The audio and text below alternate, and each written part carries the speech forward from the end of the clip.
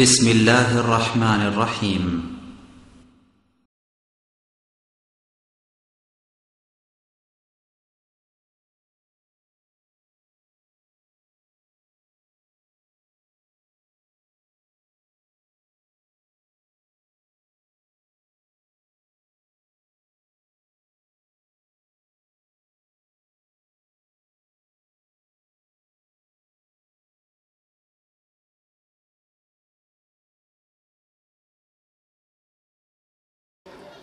السلام عليكم ورحمة الله وبركاته. الحمد لله وحده والصلاة والسلام على من لا نبي بعده وعلى آله وصحبه والمهتدين بهدايته والداعين بدعوته إلى يوم القيامة. قال الله تعالى في كلامه المجيد: أعوذ بالله من الشيطان الرجيم. بسم الله الرحمن الرحيم. والعصر إن الإنسان لفي خسر إلا الذين آمنوا وعملوا الصالحات وتواصوا بالحق وتواصوا بالصبر. قال الله تعالى في آية أخرى: يا أيها الذين آمنوا اتقوا الله حق تقاته ولا تموتن إلا وأنتم مسلمون.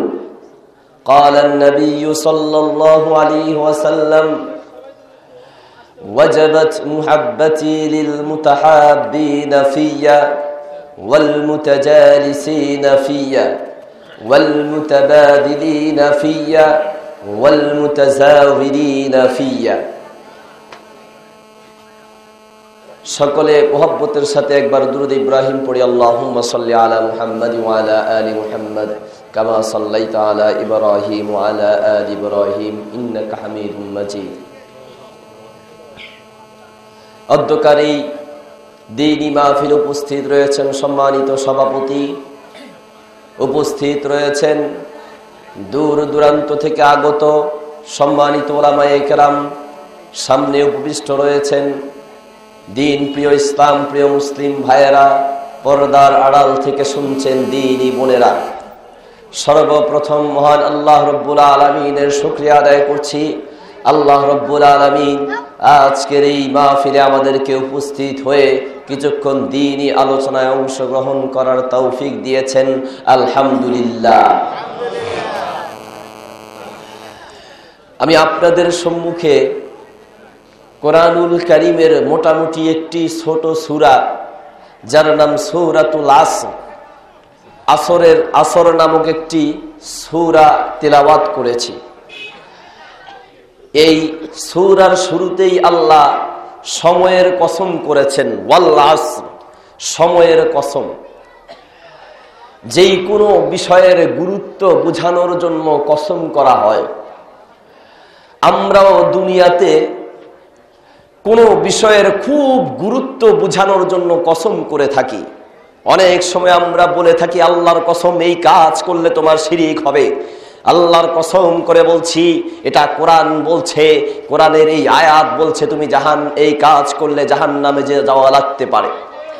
এই রকম বিভিন্ন ক্ষেত্রে আমরা কসম করে থাকি গুরুত্ব বোঝানোর জন্য। আল্লাহ ওয়াল আসর বলে সময়ের কসম করেছেন, সময়ের গুরুত্ব বুঝিয়েছেন। কারণ পৃথিবীর মানুষের জন্য সময় এমন একটি গুরুত্বপূর্ণ জিনিস, এই সময়কে গুরুত্ব দেওয়ার কারণে অনেক মানুষ জান্নাতি হয়, আবার সময়কে অবহেলা করার কারণে মানুষ জাহান্নামী হয়। সময়ের গুরুত্ব অপরিসীম, এই জন্যই আল্লাহ পাক রব্বুল আলামিন সময়ের কসম করেছেন, ওয়াল আসর, সময়ের কসম করেছেন। তবে কসমের ব্যাপারে আরেকটি কথা বলতে হয়, সেটা হচ্ছে আল্লাহ হচ্ছেন স্রষ্টা, আমরা হচ্ছি সৃষ্ট। আল্লাহ হচ্ছেন খালিক, আমরা হচ্ছি মাখলুক। মাখলুকের বিভিন্ন বিষয় নিয়ে আল্লাহ কসম করতে পারেন, তবে সৃষ্ট জিনিস আমরা সৃষ্ট মাখলুকের জন্য শুধুমাত্র মানুষ কসম করতে পারবে, একমাত্র কসম করতে পারবে আল্লাহর নামে। আল্লাহর নাম ব্যতীত আর কারো নামে কসম করা যাবে না। আল্লাহকে বুঝায় এমন শব্দের কসম করা যেতে পারে, যেমন ওয়ারাব্বি হাযাল বাইত, বাইতুল্লাহর রবের কসম। এক কথায় আল্লাহকে বুঝায় এমন শব্দ দিয়েই শুধুমাত্র কসম করা যেতে পারে। এটা ব্যতীত অন্য কিছুর নামে কসম করা যাবে না। কারণ মুহাম্মাদুর রাসূলুল্লাহ সাল্লাল্লাহু আলাইহি ওয়াসাল্লাম বাড়ির যাই বলিয়েন, আর না হয় বছরের রবিউল আউয়াল মাসের 12 তারিখ আসলে নেচে কুদে দুরুদ পড়ে নবীর যত মুহাব্বত আছে বছরের একদিনে দেখাইয়েন। ওই একদিন দেখানোর মাধ্যমে ধোঁকাবাজি করা যায়, প্রকৃতপক্ষে নবীর মুহাব্বত পাওয়া যায় না। কথা ঠিক কিনা? মুসলিম জাতি আমরা শুধুমাত্র বছরে একদিন নবীর উপরে দরুদ পড়বো, ওই আকীদায় আমরা বিশ্বাস করি না। শুধুমাত্র দাঁড়িয়ে দরুদ পড়বো, আমরা ওই আকীদায় বিশ্বাস করি না। আমাদের অন্তরের ভিতরে নবীর এত মুহাব্বত আছে, আমরা চাই দাঁড়িয়ে বসে যেই অবস্থাতেই নবীর নাম শুনবো, শুনলেই আমরা দরুদ পড়বো। এটা মুসলমানদের ঈমানি দায়িত্ব, ঠিক কিনা? মুসলিম জাতি বলতে চাই মুহাম্মাদুর রাসূলুল্লাহ সাল্লাল্লাহু আলাইহি ওয়াসাল্লাম বলেছেন, তিরমিজি সুনানে তিরমিজির প্রথম খণ্ডের 280 নম্বর পৃষ্ঠায়, মান হালাফা বিগাইরিল্লাহি ফাকাদ আশরাকা। আবার বলছি শুনুন, মান হালাফা বিগাইরিল্লাহি ফাকাদ আশরাকা। যেই ব্যক্তি আল্লাহকে বাদ দিয়ে অন্য কারো নামে কসম করবে সে শিরিক করলো। যেই ব্যক্তি আল্লাহকে বাদ দিয়ে অন্য কারো নামে শিরিক, অন্য কারো নামে কসম করলো, সেই ব্যক্তি শিরক করলো। ও রাসূল সাল্লাল্লাহু আলাইহি ওয়াসাল্লাম নিষেধ করেছেন, আমাদেরকে সতর্ক করেছেন যেন আল্লাহ ব্যতীত আর কারো নামে কসম না করি। রাসূল নিষেধ করেছেন, অথচ আমরা গায়রুল্লাহর নামে অহরহ কসম করছি। স্বামী আর স্ত্রী, জামাই আর বউ, স্বামী আর স্ত্রী, হাজবেন্ড আর কি ওয়াইফ, এই দুইজন ঝগড়া লেগেছে। ঝগড়া লেগে স্বামী স্ত্রীকে বলছে তোর বাপের কসম, স্ত্রী বলছে তোর মায়ের কসম, স্বামী বলছে তোর 14 গোষ্ঠীর কসম। কসম করতে হবে আল্লাহর নামে, আর সেই কসমকে 14 গোষ্ঠীর কসম পর্যন্ত নিয়ে গেছে। নাউজুবিল্লাহ। ঝগড়া লেগে ছেলেকে ডাক দিয়ে বলছে, ছেলের মাথার উপর হাত দিয়ে বলছে তোর ছেলের মাথার কসম, মাথায় হাত দিয়ে বলছে মাথার কসম, চোখে হাত দিয়ে চোখের কসম করছে, ছেলের কসম করছে, কত রং রঙের কসম করছে। না, কসম করতে হবে গুরুত্ব বোঝানোর জন্য একমাত্র কার নামে? আল্লাহর নামে বলতে হবে আল্লাহর কসম। হ্যাঁ, আল্লাহর কসম দিয়ে আবার ধোঁকাবাজি করা যাবে না। কারণ মুহাম্মাদুর রাসূলুল্লাহ সাল্লাল্লাহু আলাইহি ওয়াসাল্লাম বলেছেন, ইবনে মাজার, সুনান ইবনে মাজার 292 নম্বর পৃষ্ঠায়, সায়াতি আলান নাসি সানাওয়াতুন খাদ্দাব। এই পৃথিবীতে এমন একটা সময় আসবে, ওই সময়ের মানুষগুলো হবে ধোঁকাবাজ, বেশি বেশি ধোঁকা দিতে থাকবে, বেশি বেশি ধোঁকা দিতে থাকবে। সমাজের অধিকাংশ, সবার কথা বলছি না, বেশিরভাগ ব্যবসায়ী পাওয়া যায়, ওই ব্যবসায়ী হলো বেশিরভাগ ক্ষেত্রে ধোঁকা দিচ্ছে। কিভাবে? আল্লাহর উপর কসম করে, হুজুর আল্লাহর কসম করে বলছি জুতাটা কিনা হলো 900 টাকা, আসলে জুতাটা কিনছে 500 টাকায়। ওই 400 টাকা বাড়াইয়া একটা কসম করলো, ওই কসম করে মানুষকে ধোঁকা দিচ্ছে।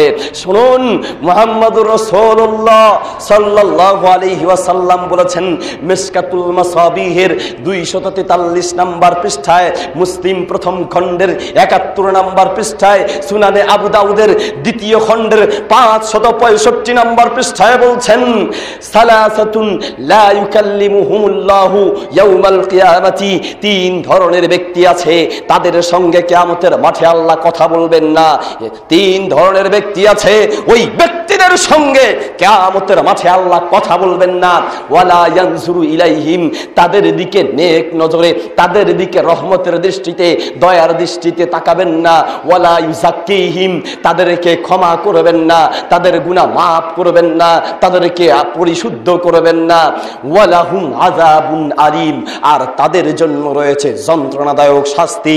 3 ধরনের ব্যক্তির জন্য রয়েছে যন্ত্রণাদায়ক শাস্তি।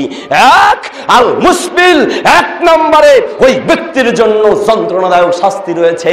আল মুসবিল, আয় মুসবিলুল ইজার, যেই ব্যক্তি টাকনুর নিচে লুঙ্গি হোক, পায়জামা হোক আর প্যান্ট হোক, যেই কোনো কাপড় টাকনুর নিচে ঝুলিয়ে পড়ে, তাদের উপরে আল্লাহর গজব রয়েছে। তাদের প্রতি কিয়ামতের দিকে আল্লাহ, কিয়ামতের দিন আল্লাহ তাদের দিকে তাকাবেন না। তাদের জন্য কিয়ামতের মাঠে যন্ত্রণাদায়ক শাস্তি রয়েছে। সুতরাং টাকনুর নিচে কাপড় পরা যাবে না।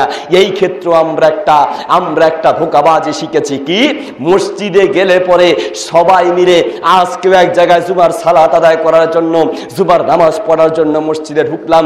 মসজিদের ইমাম সাহেব নামাজের সময় বলছেন মোবাইল বন্ধ করেন, কাতার সোজা করেন, মোবাইল বন্ধ করেন, টাকনুর উপরে কাপড় উঠান। ওই হুজুরও শিখিয়ে দিল যে নামাজের সময় টাকনুর উপরে কাপড় উঠাতে হয়। অধিকাংশ মানুষকে দেখা যায় মসজিদে ঢুকলে পরে কাপড় উপরে উঠায়, প্যান্ট বটা শুরু করে, মসজিদ থেকে নেমেই আবার প্যান্টটাকে নামিয়ে দেয়। এটা পাক্কা একটা ধোঁকাবাজ। কারণ মসজিদের ভেতরে যেই আল্লাহ দেখেন, বাহিরে কি আল্লাহ দেখেন না? দেখেন কিনা? ও ধোঁকাবাজ, কাকে ধোঁকা দাও? শোনো, পৃথিবীর মানুষকে ধোঁকা দেওয়া যায়।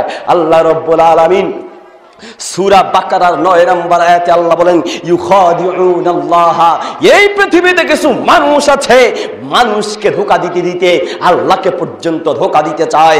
এই পৃথিবীতে কিছু মানুষ আছে মানুষকে ধোঁকা দিতে দিতে শেষ পর্যন্ত আল্লাহর সঙ্গে ধোঁকাবাজি করছে। বলতে চাচ্ছি, মসজিদের ভেতরে নয়, শুধু সর্ব অবস্থায় পুরুষেরাই টাকনুর উপরে কাপড় পরতে হবে। টাকনুর নিচে কাপড় ঝুলানো যাবে না, টাকনু গিরার নিচে কাপড় ঝুলানো যাবে না। যারা টাকনু গিরার নিচে কাপড় ঝুলাবে তাদের জন্য কিয়ামতের মাঠে শাস্তি রয়েছে। 1 নাম্বার হলো আল মুসবিল, যারা টাকনুর নিচে কাপড় ঝুলায়। 2 নাম্বার হচ্ছে আল মান্নান, যারা টাকা পয়সা দিয়ে দান করে খোটা দেয়। বিদেশ পাঠিয়েছে, বলল তোর আব্বারে আমি বিদেশ পাঠাইছিলাম, নাইলে তো তোরা ভাতে মরতি, তোরা না খেয়ে মরতি, তোদেরকে তো পয়সাওয়ালা আমার দাদায় বানাইছে, আমার দাদায় থাকার জায়গা করে দিয়েছে। এইভাবে বিভিন্ন রকমের দান করে তারপরে খোটা দেয়, দান করে তারপরে খোটা দেয়। যারা দান করার পরে খোটা দেয়, ওই সমস্ত ব্যক্তিদের উপরে আল্লাহর গজব পড়বে, ওই সমস্ত ব্যক্তিদের উপরে আল্লাহর গজব পড়বে। শুনুন, 3 নম্বরে হচ্ছে আল মুনাফিকু সিলআতাহু বিল হালিফিল কাযিবি, মিথ্যা কসম করছে, মিথ্যা কসম করে সম্পদ বিক্রি করছে, জিনিস বিক্রি করছে, মাছ বিক্রি করছে, তরকারি বিক্রি করছে, দোকানদারি করছে, সে মিথ্যা কসম করছে। আল্লাহর কসম এটা এত টাকায় কিনেছি, আসলে ওই টাকায় কিনে নাই। আল্লাহর কসম জিনিসটা 1 নাম্বার, আসলে জিনিসটা 2 নাম্বার। আল্লাহর কসম জিনিসটা জাপানি, অথচ জিনিসটা চায়নার। এইরকম মিথ্যা যারা কসম করে তাদের উপরে আল্লাহর গজব পড়বে। বলতে চাচ্ছি, কসম করতে হবে, সত্য ব্যাপারে কসম করতে হবে। আর কসম করার ক্ষেত্রে শুধুমাত্র আল্লাহর নামেই কসম করতে হবে। আল্লাহ বলছেন ওয়াল আসর, সময়ের কসম। সময় বড় একটা গুরুত্বপূর্ণ ব্যাপার। এই সময়কে কাজে লাগিয়ে মানুষ জান্নাতি হয়। শুনুন, যারা সময়কে সঠিক কাজে লাগায়, কোন কাজে? মুহাম্মাদুর রাসূলুল্লাহ সাল্লাল্লাহু আলাইহি ওয়াসাল্লাম বলেছেন, সহিহ বুখারীর প্রথম খণ্ডের 16 নম্বর পৃষ্ঠায়, তিরমিজি দ্বিতীয় খণ্ডের 93 নম্বর পৃষ্ঠায়, মিশকাতুল মাসাবিহের 30 নম্বর পৃষ্ঠায় আল্লাহর রাসূল বলছেন, মান সালাকা তরিকান ইয়ালতামিসু ফীহি ইলমান সাহালাল্লাহু লাহু তরিকান ইলাল জান্নাহ। দ্বীনের জ্ঞান অর্জন করার জন্য, দ্বীনের ওয়াজ শোনার জন্য, দ্বীনি ইলম শিক্ষার জন্য কোন একজন আলেমের কাছে আসলো, নিজের ঘর বাড়ি ব্যবসা বাণিজ্য ছেড়ে দিয়ে, দুনিয়ার কাজকর্ম ছেড়ে দিয়ে মাটির মধ্যে বসে অথবা একটু সময় ব্যয় করলো। কি জন্য? এই জন্য ব্যয় করলো যে আমি দ্বীন শিখবো, দ্বীন শিখার জন্য, ইসলাম বুঝার জন্য, আল্লাহ চেনার জন্য, নবীর আদর্শ জানার জন্য। যারা সময় ব্যয় করে, ওই সময়গুলোর কারণে সে আল্লাহ রব্বুল আলামিন ওই সময় ব্যয় করার কারণে সাহালাল্লাহু লাহু তরিকান ইলাল জান্নাহ, তার জন্য আল্লাহ জান্নাতের পথকে সহজ করে দিবেন। সুবহানাল্লাহ। 4-5 দিন পরে বলিয়েন সুবহানাল্লাহ। মুসলিম জাতি বলতে চাচ্ছি, আপনার সময় বড় একটা গুরুত্বপূর্ণ ব্যাপার। মুহাম্মাদুর রাসূলুল্লাহ সাল্লাল্লাহু আলাইহি ওয়াসাল্লাম বলছেন, মিশকাতুল মাসাবিহের 426 নম্বর পৃষ্ঠায়, ওয়াজাবাত মুহাব্বতি লিল মুতাহাব্বিনা ফিয়া, ওই ব্যক্তি আমার ভালোবাসা পাবেই পাবে, নিশ্চিত পাবে, অবশ্যই পাবে। ওই ব্যক্তির জন্য আমার ভালোবাসা নির্ধারিত হয়েছে। যেই ব্যক্তি আল্লাহর ভালোবাসা পাবে সে জান্নাতে যাবেই যাবে, যাকে আল্লাহ ভালোবাসবেন সে জান্নাতে যাবেই যাবে। বলতে চাচ্ছি আল্লাহর ভালোবাসা ওই ব্যক্তি পাবে, কোন ব্যক্তি? আল মুতাহাব্বিনা ফিয়া, এক নম্বরে যারা একে অপরকে ভালোবাসে আল্লাহকে পাওয়ার জন্য। আবার বলছি, ওই ব্যক্তি আল্লাহর ভালোবাসা পাবে যে ব্যক্তি একে অপরকে ভালোবাসে শুধু আল্লাহকে পাওয়ার জন্য। একজন আলেমকে ভালোবাসে, কেন ভালোবাসে? ওই আলেম দিনদার, ওই আলেম মুত্তাকি, ওই আলেম আল্লাহওয়ালা, তিনি দ্বীন শিখেছেন। এই কারণে কোনো আলেমকে ভালোবাসলে আল্লাহর ভালোবাসা পাওয়া যাবে। আমরা কিছু ধোঁকাবাজি শিখেছি, আলেমদেরকে আমরা ভালোবাসি, তবে মেয়ে হলো দুইটা, সুন্দরীটার ব্যাপারে চিন্তা করে একটু জজ ব্যারিস্টার টাকাওয়ালা পয়সাওয়ালা দেখে বিয়ে দিব, আর যেটা কালো ওইটার ব্যাপারে চিন্তা করে হুজুর একটু দেখিয়েন তো আমার মেয়েটাকে একটা হুজুর জামাই দেখে বিয়ে দিব। কি দিনদার মানুষ, সুন্দরীটাকে বিয়ে দিবে কার কাছে? টাকাওয়ালার কাছে। আর হুজুরেরা কালাটা ধরানোর জন্য, কালাটা ধরিয়ে দেওয়ার জন্য তখন হুজুর খুঁজে। হুজুরকে আমরা খুব ভালোবাসি, খুব মহব্বত করি, আসলে এই উদ্দেশ্য নয়, বরং একজন আলেম তিনি আল্লাহর হুকুম মেনে চলছেন, নবীর তরিকা মেনে চলছেন, তিনি দ্বীন মেনে চলছেন। এই জন্য ওলামায়ে কেরামকে যদি ভালোবাসতে পারো, কোন দ্বীনি ভাইকে ভালোবাসো, তিনি সই আকীদা, তার আকীদা সই আছে, তার আমল সই আছে, তার চলাফেরা সবগুলোই আল্লাহর হুকুম আর নবী সাল্লাল্লাহু আলাইহি সাল্লামের তরিকা মতো চলছে, ওই ব্যক্তিকে যদি এই জন্য ভালোবাসো, আল্লাহ বলে আমি তাকে ভালোবাসবো। ওয়াল মুতাজালিসিনা ফিয়া, যারা আমি আল্লাহর উদ্দেশ্যেই বসে। আবার বলছি, আমি আল্লাহকে পাওয়ার জন্য বসে, মাহফিলে বসে। কেন বসে? এই জন্যই বসে যে মাহফিলে বসলে আল্লাহকে পাওয়া যাবে। মসজিদে এসে ওলামায়ে কেরামের কথা শুনে জুমার খুতবায় একটু আগে আসে। কেন আসে?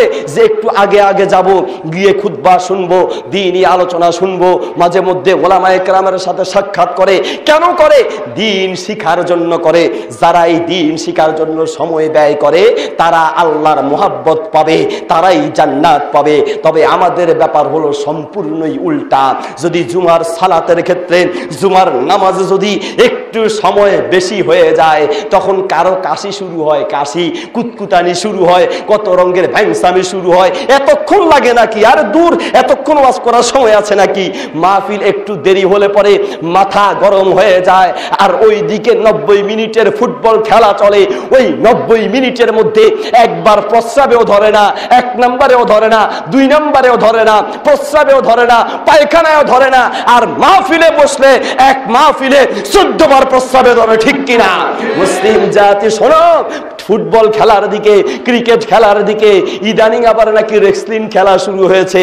রেসলিং খেলা ছেলেরা খুব মহব্বত করে, গেমস খেলে মোবাইলের মধ্যে। ওই খেলা দেখার সময় ঘন্টার পর ঘন্টা চলে যায়, ছবি দেখার সময় ঘন্টার পর ঘন্টা সময় চলে যাচ্ছে। ওই সময় তার গায়ে লাগে না, সে সময় নষ্ট করছে। আর নামাজের কেরাত একটু লম্বা হলে তার মাথা গরম হয়ে যায়, মাহফিলে বসলেই তার মাথা গরম হয়ে যায়। কখন শেষ হবে? মসজিদের জুমার ফরজ সালাত শেষ হলেই লাফালাফি শুরু হয়ে যায়, কখন যে বের হবে, মনে হয় তার বউ মারা যাইতে আছে, এত দ্রুত তাড়াতাড়ি মসজিদ ছেড়ে কিভাবে ভাগবে, ওই ইচ্ছায়, ওই আগ্রহই থাকে। বলতে চাচ্ছে, শুনুন, মুহাম্মদুর রাসূলুল্লাহ সাল্লাল্লাহু আলাইহি ওয়াসাল্লাম বলেছেন, লা তাজুলু কদামা আবদিন হাত্তা ইউসআলা আন উমরিহি ফিমা আফনাহু।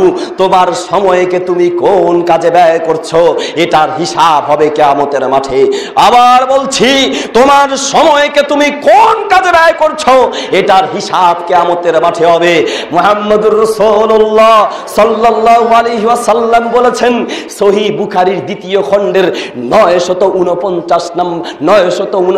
নম্বর পৃষ্ঠায়, মিশকাতুল মাসাবিহের 449 নম্বর পৃষ্ঠায় আল্লাহ রাসূল বলেন, নি'মাতানি মাগবুনুন ফীহিমা কাসীরুম মিনান নাস, নি'মাতান মাগবুনুন ফীহিমা কাসীরুম মিনান নাস। অধিকাংশ মানুষ দুটি নিয়ামতের ব্যাপারে ধোঁকায় পড়েছে, অধিকাংশ মানুষ দুটি নিয়ামতের ব্যাপারে ধোঁকায় পড়ে আছে। 1 নম্বরে আছে সিহাতু, সুস্থতা, সুস্থ থাকলে তখন ইবাদত করে না, সুস্থ থাকলে তখন ইবাদত করে না। যখন ফরজ নামাজ পড়তেই ফরজ নামাজ পড়া শেষ হতে না হতেই অজু চলে যায়, বাতাস বের হয়ে যায়, বাতাসের নাম না হয় নাই বললাম, আপনারা তো বুঝতে পেরেছেন, বাতাস চলে যায়, অজু ধরে রাখতে পারে না। তখন আফসোস করে, হুজুর আহা কি করব, শুধু ফরজ পড়তেই অজু টুটে যায়, অজু ভেঙে যায়, অজু পালিয়ে যায়।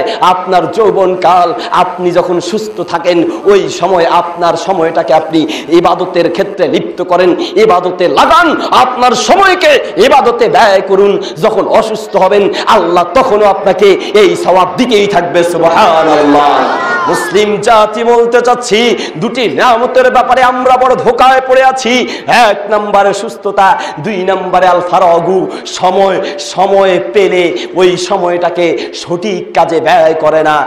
ক্যারাম বোর্ড খেলতে যায়, তাস খেলতে যায়, জুয়া খেলতে বসে, কাম নাই। শুক্রবারের রাত্র কাম নাই, শুক্রবার দিন কাম নাই, বৃহস্পতিবারের রাত্র কাজ নাই। কয়েকজন বন্ধুকে মোবাইল করে এনে, বন্ধু কাম তো নাই, একটু ফ্রি আছি, আয় ঘরে বসে আমরা একটু জুয়া খেলবো, জুয়া তাস খেলবো। তুমি কোন নবীর উম্মত, তুমি কার বান্দা? তোমার জন্য বলছি, মুহাম্মদুর রাসূলুল্লাহ সাল্লাল্লাহু আলাইহি ওয়াসাল্লাম বলেছেন, মান লাইবা বিন নারদি ফাকাদ আসাল্লাহ ওয়া রাসূলহু। যেই ব্যক্তি জুয়া খেলবে, ওই জুয়া যারা খেলে ওই ব্যক্তিরা আল্লাহর তার রাসূলের অবাধ্য হলো, আল্লাহর তার রাসূলের অবাধ্য হলো। তোমাকে নবী উম্মত হিসেবে সাপোর্ট করেন না। আবার বলছি, যদি জুয়া না ছাড়তে পারো, বুঝতে হবে তুমি এখনো নবীর উম্মত হতে পারোনি। আবার বলছি, যদি জুয়া ছাড়তে না পারো, তুমি এখনো আল্লাহর তার রাসূলের নাফরমানি ছাড়তে পারোনি। বলতে চাচ্ছি, সময় পেলে জুয়ার ক্ষেত্রে নয়, সময় পেলেই ইসলামী কিতাবাদি নিয়ে পড়ো, সময় পেলেই কোরআন নিয়ে পড়ো, সময় পেলেই হাদিস নিয়ে পড়ো। পড়ার জন্য এখন আর ওয়াজ করি না, কারণ যত ওয়াজই করি কাজ হয় না। শুনুন, এই পৃথিবীর মানুষের জন্য, যারা নিজেকে মুসলিম বলে দাবি করবে, প্রত্যেকটা মুসলিমের জন্য মুহাম্মদুর রাসূলুল্লাহ সাল্লাল্লাহু আলাইহি ওয়াসাল্লাম একটি বিষয় ফরজ করে দিয়ে মিশকাতুল মাসাবিহের 34 নম্বর পৃষ্ঠায় বলেছেন, তলাবুল ইলমি ফারিদাতুন আলা কুল্লি মুসলিম। প্রত্যেকটা মুসলিমের উপরে দায়িত্ব হচ্ছে, প্রত্যেকটা মুসলিমের উপরে দায়িত্ব হচ্ছে ওই ব্যক্তিটাকে দ্বীনের জ্ঞান অর্জন করতেই হবে। দ্বীনের জ্ঞান অর্জন করা প্রত্যেকটা মুসলিমের উপরেই ফরজ। কিন্তু আপনি মনে করেছেন আমি সাধারণ বাঙাল মানুষ কি করব, সময় পেলে ওই সময়টাকে কোরআন শিক্ষার কাজে লাগান। বড় আফসোস লাগছে, নিজেকে মুসলিম বলে দাবি করছেন, এখন পর্যন্ত এই কোরআনের ভিতরে আল্লাহ কি বলেছেন আপনি বুঝার চেষ্টা করেননি, বরং আপনি মনে করেছেন কোরআন তো নাজিল করেছে আল্লাহ খতমের জন্য, কেউ বুঝেছে ব্যবসার জন্য, তাবিজের জন্য, কেউ বুঝেছে বছরে একদিন, বছরে রমজান মাস আসলে পরে ওই রমজান মাসে বিভিন্ন মসজিদের ভিতরে কয়েক রঙের পোল্টা পাঠায়, কিছু সিন্নির পোল্টা, কিছু বিস্কিটের পোল্টা, কিছু এই বিভিন্ন ধরনের মিষ্টির পোল্টা পাঠায়। কেন? কয় আমার খালাম্মা, আমার চাচি, আমার ফুফু 8 খতম করেছে, 5 খতম করেছে, ওই রমজান মাস আসলে পরে 8-10 খতম করে। কেমনে যে করে আল্লাহ ভালো জানে। বলতে চাচ্ছিলাম, ওই রমজান মাস আসলে একটু খুলবে আর সারা বছর খবর নেই। বলতে যাচ্ছি, শোনো কোরআন কেন নাজিল হয়েছে। আল্লাহ বলছেন সূরা বাকারার 17, 22, সূরা বাকারার সূরা কমারের 17 নম্বর আয়াত, সূরা কমারের 22 নম্বর আয়াত, সূরা কমারের 32 নম্বর আয়াত, সূরা কমারের 40 নম্বর আয়াতে আল্লাহ একই কথা বলছেন, ওয়ালাকাদ ইয়াসসারনাল কুরআনা লিযিকরি। হে পৃথিবীর মানুষ শোনো, এই কোরআন নাজিল করেছি বুঝার জন্য। আবার বলছি, এই কোরআন নাজিল করেছি, সহজ করে দিয়েছি বুঝার জন্য। আল্লাহ কোরআন নাজিল করেছেন, সহজ করে দিয়েছেন বুঝার জন্য।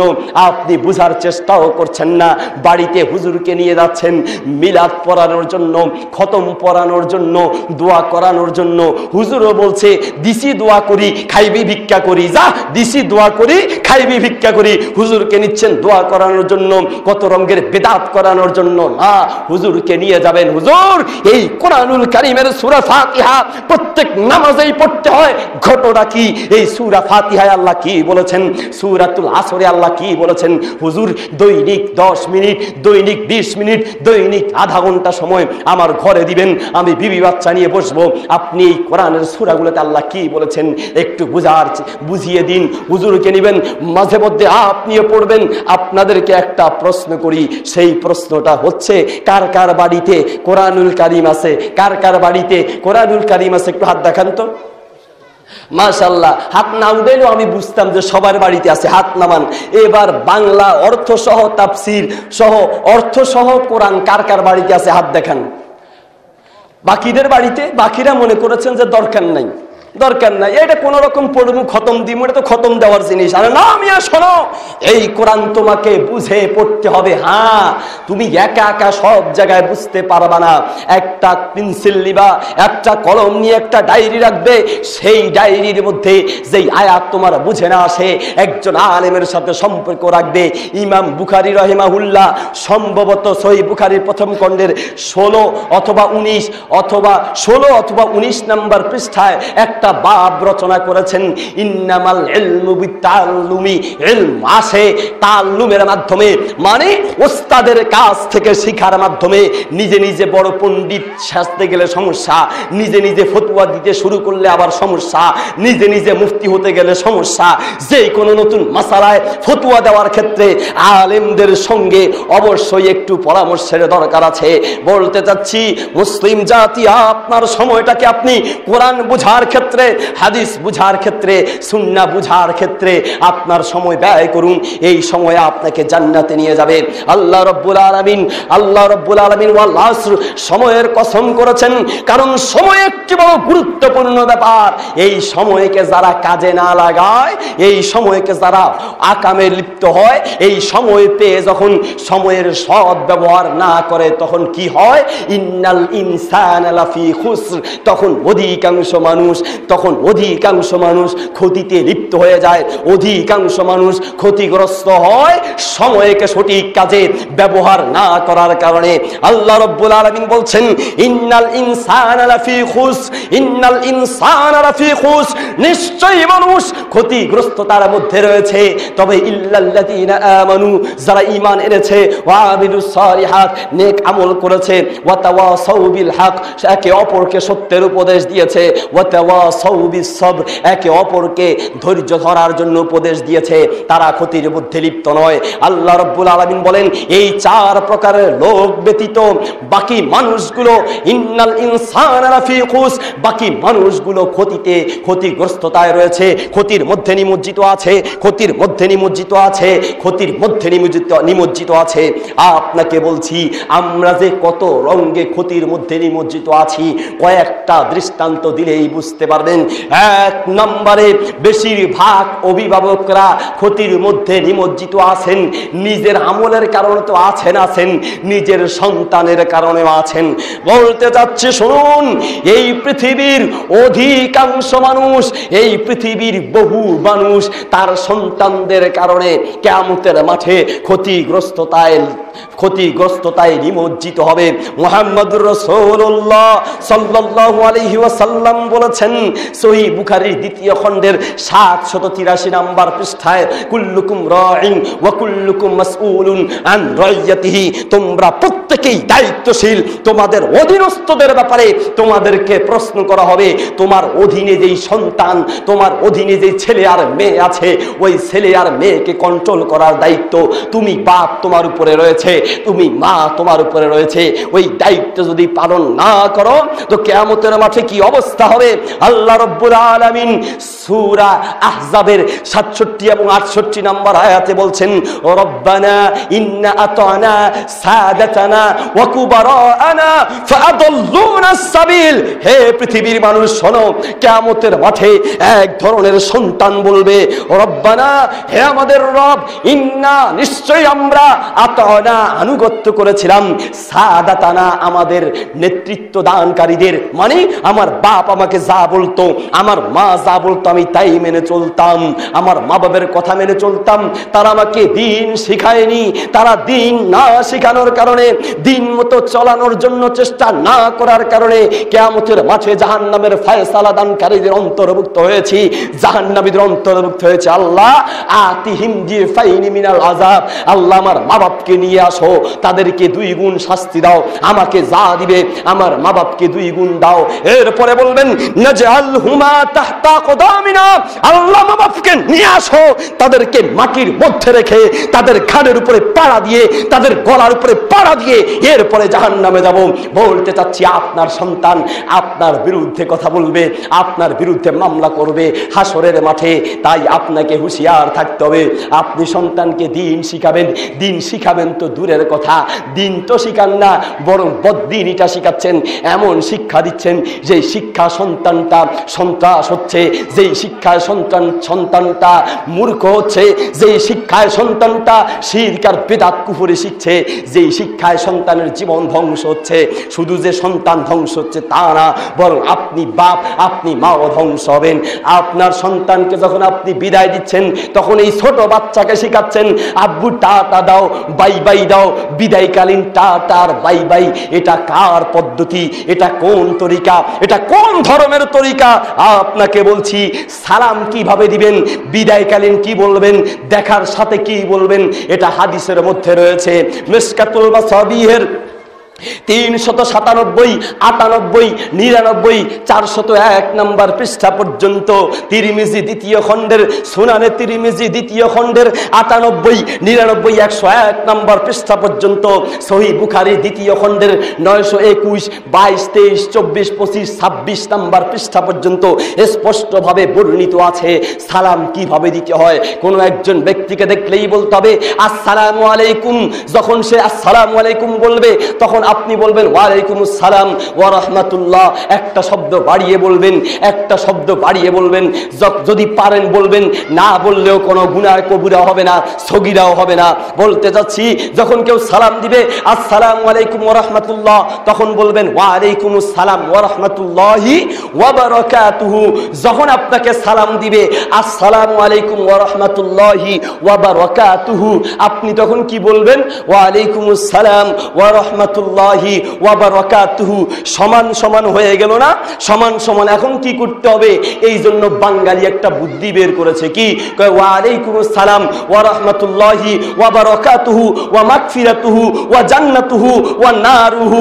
চিন্তা করে দেখেন, নবী ওয়ালাইকুমুস সালাম ওয়া রাহমাতুল্লাহি ওয়া বারাকাতুহু পর্যন্তই শেষ, আর সে ওয়া জান্নাতুহু ওয়া মাগফিরাতুহু ওয়া ফাজলামিহু, কত রঙের ফাজলামি সে করছে। বলতে যাচ্ছে শুনুন, সূরা হুজরাতের 1 নম্বর আয়াতে আল্লাহ বলেন লা তুকদ্দিমু বাইনা ইয়াদাইল্লাহি ওয়া রাসূলিহি। আল্লাহর তবি তার নবীর থেকে বাড়তে যেও না। তুমি সালাম নিয়ে ফাজলামি করছো। শোনো, এই দেশের মাটিতে, বিভিন্ন দেশের মাটিতে যদি আল্লাহর শব্দ নিয়ে ফাজলামি চলে, সালাম নিয়ে ফাজলামিতে কোনো ব্যাপারই না। কি আফসোস লাগছে, মুসলমান দাবি করছে তারা পর্যন্ত আল্লাহর নাম নিয়ে ফাজলামি করছে। কারণ জিকির কিভাবে করতে হবে এটার নিয়ম আল্লাহর রাসূল শিক্ষা দিয়েছেন। সুবহানাল্লাহি ওয়ালহামদুলিল্লাহি ওয়ালা ইলাহা ইল্লাল্লাহ। যদি আপনি আল্লাহর নাম জপতে চান তাহলে লা ইলাহা ইল্লাল্লাহ বলতে হবে। আর আমাদের দেশে এটা হলো নবীর জিকির। আমাদের দেশে কিছু জিকির আছে কোতানির জিকির, কোতানির জিকির, নবীর জিকির না, কোতানির জিকির। এটা বলে একটা জিকির হইল। আল্লাহর নাম নিয়ে পর্যন্ত এই দেশের মাটিতে দুর্নীতি চলে, ঠিক কিনা? মুসলিম জাতি বলতে যাচ্ছি শুনুন, আসসালামু আলাইকুম ওয়া রাহমাতুল্লাহি ওয়া বারাকাতুহু বললে আপনাকে বলতে হবে ওয়ালাইকুমুস সালাম ওয়া রাহমাতুল্লাহি ওয়া বারাকাতুহু। এর বাইরে একটা শব্দ বাড়ানো যাবে না। যদি বাড়ান তাহলে কি হবে শুনুন, বুখারী প্রথম খণ্ডের 371 নম্বর পৃষ্ঠা, মুসলিম দ্বিতীয় খণ্ডের 77 নম্বর পৃষ্ঠা, মিশকাতুল মাসাবিহের 27 নম্বর পৃষ্ঠায় আল্লাহর নবী সাল্লাল্লাহু আলাইহি ওয়াসাল্লাম বলছেন মান আহদাসা ফি আমরিনা হাযা মা লাইসা মিনহু ফাহুয়া রাদ্দুন। এই পৃথিবীতে কোন একটা ইবাদত করা হলো, কোন একটা শব্দ বাড়ানো হলো, এটার সাপোর্ট যদি আল্লাহর পক্ষ থেকে আর নবীর পক্ষ থেকে না থাকে ফাহুয়া রাদ্দুন, তা পরিত্যাজ্য, ওটা আল্লাহর কাছে গ্রহণ গ্রহণযোগ্য নয়। আর যদি ফাজদামি করেন এটা শাস্তি কিয়ামতের মাঠে আপনাকে পেতে হবে। বলতে যাচ্ছি সালাম কোন তরিকায় দিবেন এটা ইসলাম নির্ধারিত করেছে, নবী শিক্ষা দিয়েছেন। তবে কোন একটা হাদিসের ভেতরে পা ধরে সালাম দেওয়ার পদ্ধতি লেখা নাই। আবার বলছি আসসালামু আলাইকুম বলতে হবে, এটা হচ্ছে নবীর সালাম। আর আমাদের দেশে কিছু আছে টাকার সালাম। টাকার সালাম বুঝেন নাই? টাকার সালাম, ছেলেকে বলছে আব্বু তোমার চাচ্চুকে সালাম দাও, ঈদের দিন তোমার চাচ্চুকে সালাম দাও, যাইয়া সালামিটা নিয়ে আসো। পা ধরে সালাম করে ছেলে গিয়ে সালামি নিয়ে আসলো। ওটা নবীর সালাম নয়, ওটা হলো টাকার সালাম। ঠিক কিনা? আওয়াজও তো নাই, একটু কাশি দেন তো, আগে কাশি দেন, কাশি দিন। কথা ঠিক কিনা মুসলমান? বলতে চাচ্ছিলাম শুনুন, নবীর পদ্ধতিতে সালাম দেওয়ার নিয়ম কানুন নির্ধারিত আছে। আপনি কেন পা ধরে সালাম করছেন, সালাম কি করে দিতে হয়, সব পদ্ধতি আছে। মিশকাতুল মাসাবিহের 398 নম্বর পৃষ্ঠায় রয়েছে ইউসাল্লিমুল মাসি ইউসাল্লিমুর রাকিবু আলাল মাসি ওয়াল মাসি আলাল জালিস ওয়াল কলিলু আলাল কাসির। এইভাবে এক এক রকমের পদ্ধতি হাদিস দ্বারা বর্ণিত আছে। ছোটরা অল্প মানুষ বেশি মানুষকে সালাম দিবে, আরোহীরা যারা হেঁটে যাচ্ছে তাদেরকে সালাম দিবে, হেঁটে যাওয়া ব্যক্তি যিনি বসে আছেন তাকে সালাম দিবে। সালাম দেওয়ার পদ্ধতি আছে। কিন্তু দেখা যায় আমাদের স্যারেরা যখন রাস্তাঘাটে হাঁটে তারা কাউকে সালাম দেয় না। কেউ সালাম না দিলে তারা কিভাবে একটা মামলায় ঢুকানো যায় সেই চিন্তায় থাকে। ঠিক কিনা? মুসলিম জাতি বলতে চাচ্ছি, হ্যাঁ সালাম দেওয়ার মধ্যে বড়ত্ব আর ছোটত্বের কিছু নাই, বরং যেই ব্যক্তি সালাম দিতে পারে ওই ব্যক্তিই বড় মানুষ। আবার বলছি যে সালাম দিতে পারে ওই ব্যক্তিই বড় মানুষ, কারণ যে সালাম দেয় সে নেকি পায়, যে সালাম দেয় সে নেকি পায়। যে সালাম দেয় তার সাপোর্ট করার জন্য, তার প্রশংসা করার জন্য অনেক হাদিস রয়েছে। যাই হোক, আমি বলতে চাচ্ছিলাম সালাম দেওয়ার পদ্ধতি হাদিস দ্বারা নির্ধারিত আছে। তবে আপনি যে পা ধরে সালাম করছেন এটা কোন নবীর তরিকা? আপনি কোন নবীর উম্মত? আপনার নবীর নাম কি? কোন নবী আপনাকে শিক্ষা দিয়েছেন পা ধরে সালাম দিতে হবে? মুহাম্মদুর রাসূলুল্লাহ সাল্লাল্লাহু আলাইহি সাল্লাম এই ব্যাপারেই ভয় করেছেন। তিনি তিরমিজি 2য় খণ্ডের 45 নম্বর পৃষ্ঠায় বলছেন, লা তাকুমুস সাআতু হাত্তা তালহাকা কাবাইরু মিন উম্মতি বিল মুশরিকিন। ততদিন পর্যন্ত কিয়ামত হবে না, ততদিন পর্যন্ত এই পৃথিবী ধ্বংস হবে না, যতদিন না পর্যন্ত এই পৃথিবীতে আমার উম্মত মুশরিকদের সাথে মিলে যাবে। তার মানে উম্মতের অবস্থা, মুসলমানদের চরিত্র চলাফেরা হবে কাদের মতো? হিন্দুদের মতো, খ্রিস্টানদের মতো, মুশরিকদের মতো। শুনুন, এক নও মুসলিম ভাই নতুন মুসলিম হয়েছে, তাকে প্রশ্ন করা হলো যে ভাই আপনি যে মুসলিম হলেন, মুসলমানদের কোন চরিত্র দেখে আপনি মুসলিম হলেন? সে ব্যর্থ কণ্ঠে, উচ্চ কণ্ঠে, স্পষ্ট ভাষায় বলে দিয়েছেন, শুনুন, যদি ইসলাম ধর্ম গ্রহণ করার পূর্বে নামধারী এই মুসলমানদের চরিত্র দেখতাম, আমার কপালে ইসলাম গ্রহণ করার মতো সৌভাগ্য হতো না। কারণ কোরআন পড়ে মুসলিম হয়েছি। কোরআনের ভিতরে, হাদিসের ভিতরে যেই মুসলমানদের কথা মুহাম্মদুর রাসূলুল্লাহ সাল্লাল্লাহু আলাইহি ওয়াসাল্লাম বলে গিয়েছেন, আল্লাহ যেই মুসলমানদের চরিত্রের কথা বলে দিয়েছেন, ওই মুসলমান খুঁজে পাওয়া বড় দুরূহ ব্যাপার। ওই মুসলমান খুঁজে পাওয়া যায় না, কারণ মুসলমানদের চরিত্র হয়েছে ভ্যারাইটিজ স্টোরের মতো। ভ্যারাইটিজ স্টোর কাকে বলে? যেই দোকানের মধ্যে চাউল, ডাউল, তেল, পেঁয়াজ, রসুন বিভিন্ন ধরনের জিনিস পাওয়া যায়, ওই দোকানের নাম হচ্ছে ভ্যারাইটিজ স্টোর। ঠিক তেমনি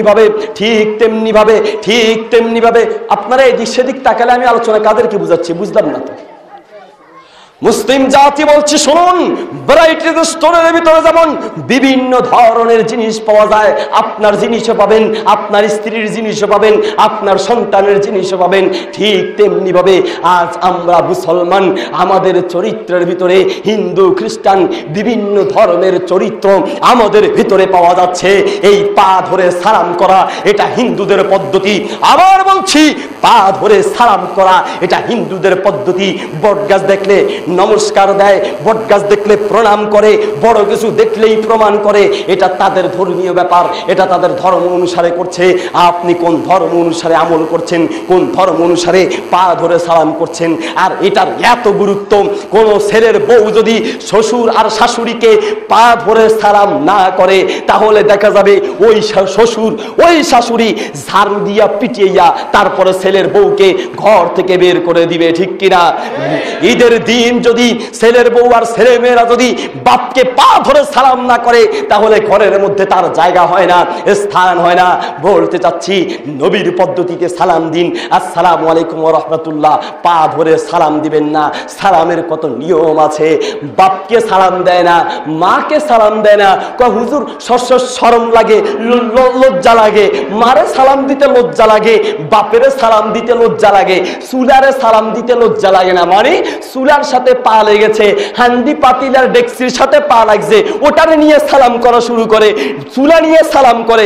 চুলা সালাম করতে পারে, বাপেরে সালাম করলে নাকি লজ্জা লাগে। কত মূর্খ এই জাতি, কত মূর্খ এই মানুষ। সবার কথা বলছি না, অনেক মানুষ রয়েছে যারা মা বাপকে সালাম করে না, তবে চুলাকে সালাম করছে। তাদেরকে বলছি, বলতে চাই, সালাম দিতে হয় মানুষকে, আর আমরা সালাম দিচ্ছি চুলাকে। কেউ সালাম দেয় টাকাকে। টাকা কেমনে? দোকানদার প্রথম যেই টাকাটা পায় ওটাকে ক্যাশে লাগায়, কপালে লাগায়, মুখের মধ্যে চুমা খায়। এটাও নাকি একটা সালামের পদ্ধতি। ড্রাইভাররা প্রথম যেই টাকা পায় ওই টাকাকে নিয়ে সে কি করে? ওই টাকাটাকে নিয়ে সে একবার ব্রেক শোর সাথে লাগায়, একবার কপালে লাগায়, একবার মুখে সালাম দেয়, মুখে চুমু খায়। এটা নাকি একটা সালামের পদ্ধতি হলো। অথচ মানুষকে সালাম দেয় না, বরং সালাম দেওয়ার পদ্ধতিগুলা একে একে বন্ধ করে দিচ্ছে। কিভাবে? ওযু করার সময় সালাম দেওয়া যায় না কেন? চার কোণা 4 জন ফেরেশতা বলে ধরে রাখে, একবার কথা বললে নাকি এক কোণা ছেড়ে দেয়, রহমতের রুমাল নাকি ছেড়ে দেয়, এই জন্য তখন নাকি সালাম দেওয়া যায় না।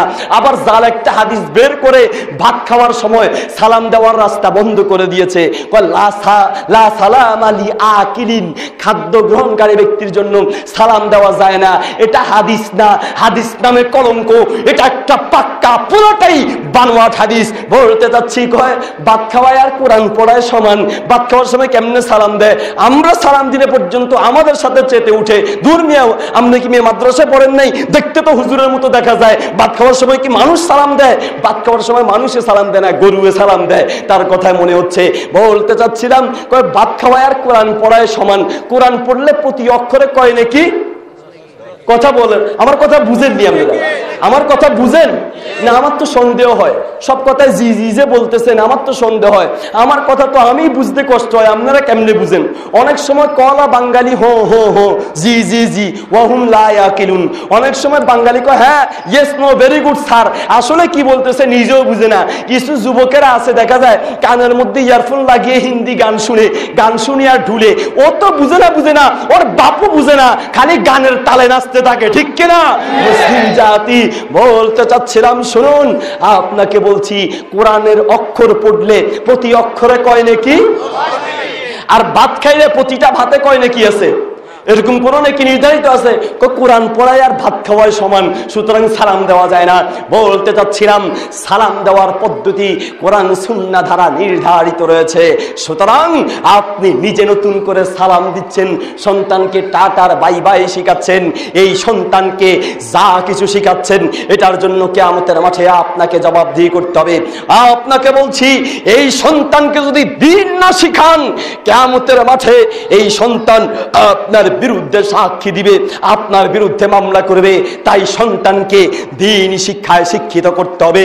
সন্তানের সময়গুলোকে দ্বীনি কাজে যদি ব্যয় না করান, এই সন্তান ক্ষতিগ্রস্ত হবে, আপনিও ক্ষতিগ্রস্ত হবেন। সন্তানকে দ্বীন শিখান। আমরা সন্তানকে কি শিখাচ্ছি? সন্তান গিয়ে স্যারের কাছে পড়ছে, শরীয়তে অজগরটি আসছে তেড়ে, অজগর তেড়ে আসুক, এই তেড়ে আসার কথা বলে ছোট বাচ্চার মাথার ভিতরে আপনি কেন ভয় ঢুকাচ্ছেন? এই সন্তানকে শিক্ষা দিন শরীয়তে ওযু করে নামাজ পড়ি। সন্তান একদিকে বাক্য রচনা শিখবে, আরেকদিকে সে ইসলাম শিখবে। একদিকে বাক্য রচনা শিখবে, আরেকদিকে জানবে যে নামাজ পড়লে ওযু করতে হয়, ওযু ছাড়া নামাজ পড়া যায় না।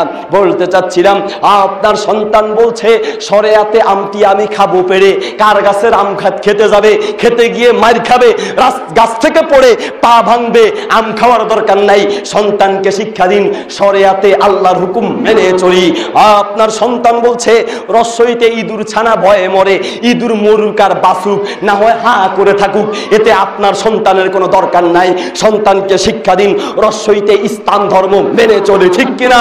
মুসলিম জাতি, আপনার সন্তান অঙ্ক শিখছে, স্যার তাকে অঙ্ক শিখাতে গিয়ে সুদের বিষ ঢেলে দিচ্ছে।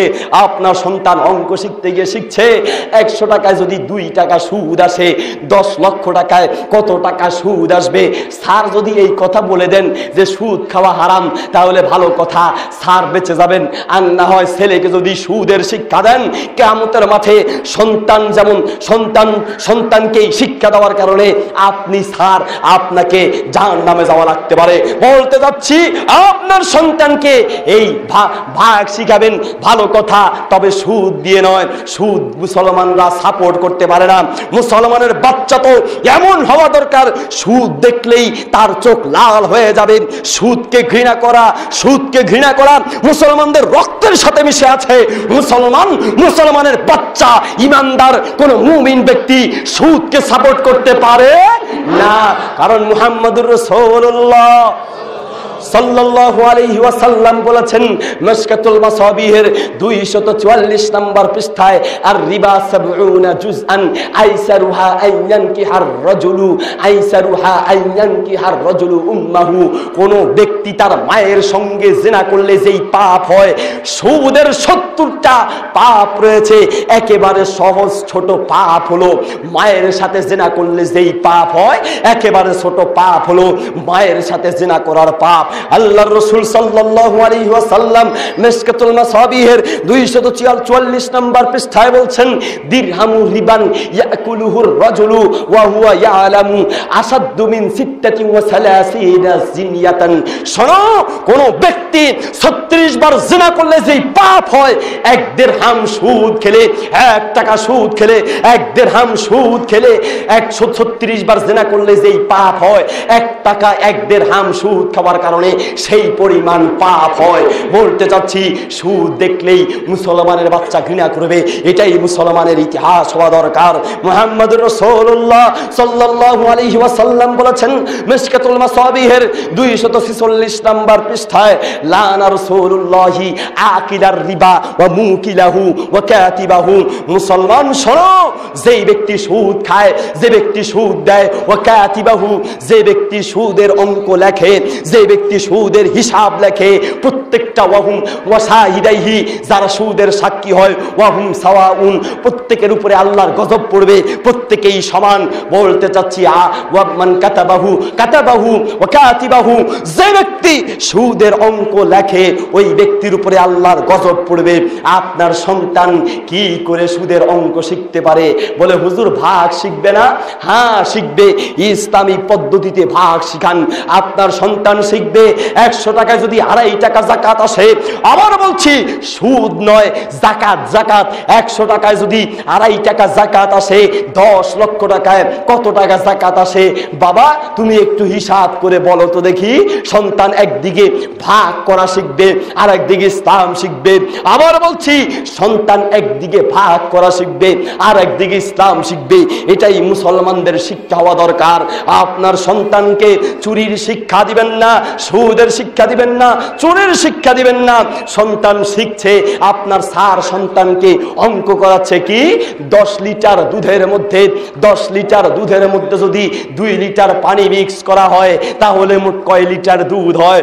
আবার বলছি, আপনার সন্তান শিখছে 10 লিটার দুধের মধ্যে যদি 2 লিটার পানি মিক্স হয় তাহলে মোট কত লিটার দুধ হয়, কত টাকা লাভ হয়। সন্তান ছোটবেলাতেই দুধের সাথে পানি মিশানো শিখলো। দুধের সাথে পানি মিশানো এটা একটা প্রকাশ্য, এটা একটা অপ্রকাশ্য গুপ্ত চুরি, ঠিক কিনা? এই সন্তান এক সময় চুরি শিখতে শিখতে বড় হয়ে চিন্তা করবে 10 টাকা আমার কাছে আসছে, এরপরে 10 টাকা যদি বাপের পকেট থেকে নেওয়া যায় 20 টাকা হবে। 20 টাকা হলে পরে